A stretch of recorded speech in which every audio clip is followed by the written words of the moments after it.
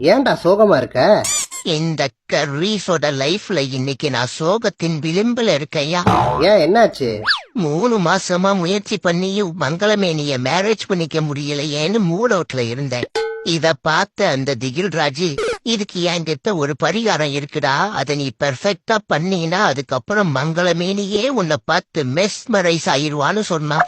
சரி, நானும் மங்களமேனிக்காக முயற்சி பண்ணேன். நல்ல விஷயம் தானே. சரி, அப்படி என்ன பண்ண சொன்னா? ஊசி போன ஊறுகாய உச்சந்தலையில தடவி ஊர் முழுக்க சுத்தி வந்து அத உன் உள்ளங்கையால உளமாற எடுத்து உன் உணவோட சேர்த்தி உண்டீனா உன் உள் மனசுல இருக்கிறது உடனே நடக்கும்னு சொன்னான். நானும் அப்படியே பண்ணேன்.